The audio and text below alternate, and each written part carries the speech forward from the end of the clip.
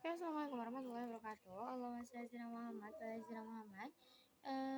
Yang terhormat Ibu Bani Fida selaku dari Direktur Utama Isra Pesantren seperti yang Al-Quran Bani Fida, dan terhubung juga dengan Mr. Affa selaku dari Kepala Madrasah Sanawiyah Al-Quran Bani Fida, dan terhubung juga dengan Mr. Iwan selaku dari Kepala Madrasah Alia Al-Quran Bani Fida, dan terhubung juga dengan keluarga saya sayangi dan teman saya baik. Alhamdulillah kali ini saya Hanza Pratana Zara dari kelas 9 MTS Al-Quran Bani Fida akan menjelaskan tentang kaidah ketiga dan juga buku ketiga, yaitu menjelaskan tentang as-sadaqul muayyanu fi yadi zawji qabla qabdi matbunun dhamana aqdin aw dhamana yadin. Nah, ataupun yang memiliki arti mas kawin yang telah dinyatakan tapi masih berada di tangan suami belum diterima kepada istri, apakah ditanggung dengan dhaman akad atau dhaman yad? Jadi ada dua pendapat. Yang pertama itu adalah dhaman akad, yang kedua dhaman yad. Apa sih dhaman akad itu? Dhaman akad itu adalah tanggungan sebab akad. Jadi begitu akad selesai, suami mempunyai tanggungan untuk membayar apa yang menjadi tanggungannya. Selama suami belum membayar, maka suami itulah istri belum memiliki apa yang ditanggung oleh suami. Yang kedua, adapun ditanggung oleh dhaman yad. Apa sih dhaman yad itu?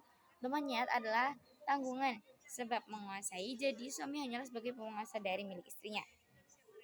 Nah, contohnya itu persoalannya seperti seorang laki-laki kawin dengan seorang perempuan dan mas kawinnya dinyatakan sebesar 1 juta, tapi sampai 1 tahun uang itu belum diberikan kepada istri. Lalu siapakah yang harus melakukan zakatnya? Suami atau ke istri? Jadi menurut pendapat 1, istri tidak wajib melakukan zakat. Sedangkan pendapat 2, istri wajib mengeluarkan zakat. Nah, ada pun juga yang berbunyi at-talaqur raj'iyyu hal yaqta'un nikah aula. Tolak raj'i itu apakah memutus nikah atau tidak? Jadi pendapat 1 itu dapat memutus nikah, sedangkan yang kedua itu tidak memutus nikah. Adapun persoalannya itu adalah seorang istri ditolak raj'i atau bisa dirujuk kembali oleh suaminya sebelum habis iddahnya, atau bekas suami itu meninggal dunia, apakah ia boleh memandikan bekas suaminya itu atau tidak? Jadi menurut pendapat 1 itu tidak boleh sebab nikahnya itu sudah putus, sedangkan yang kedua itu pendapatnya adalah boleh karena nikahnya belum putus. Nah, yang disepakati ini seperti ini juga ada pun yang seperti mutafak atau menurut pendapat 1, dan ada yang mutafak pendapat 2. Yang pertama itu adalah masalah keharaman suami menggauli istri yang telah ditolak raj'i. Ulama sepakat berpegang pada pendapat 1, yaitu tolak raj'i atau memutus nikah. Masalah istri yang sudah ditolak raj'i masihkah dapat mendapatkan warisan atau tidak? Nah, kalau bekas suaminya meninggal, ulama sepakat berpegang pada pendapat 2, tolak raj'i tidak dapat memutus nikah. Dan pada itu, selain dua pendapat yang saling bertentangan ini, ada satu pendapat lagi yang mengatakan mauquf atau ditangguhkan. Jadi kalau memegang sampai selesai iddah tapi tidak terjadi rujuk, maka tolak raj'i dianggap memutus nikah.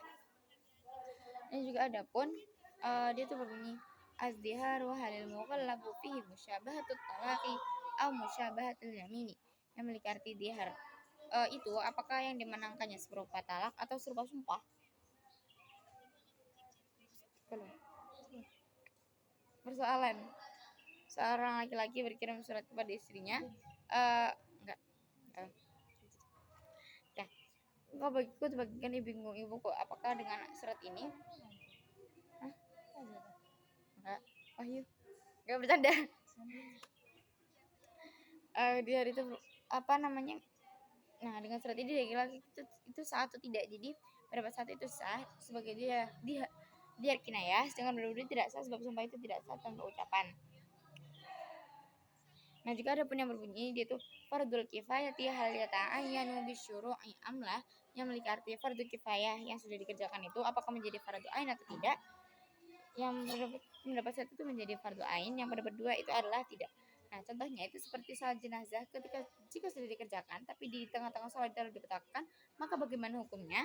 Nah, di pendapat 1 itu adalah haram dibatalkan karena sebab sudah menjadi sebab fardhu ain. Menurut pendapat 2 tidak haram dibatalkan. Nah, ibarat ini bisa diganti dengan ibarat yang lebih luas, yaitu fardul kifayati hal atau hukma fardul aini au hukma nafli. Saatnya istirahat. Oke, saya kira kafe itu kalami walaupun syukur jazakallahu khairan. Assalamualaikum.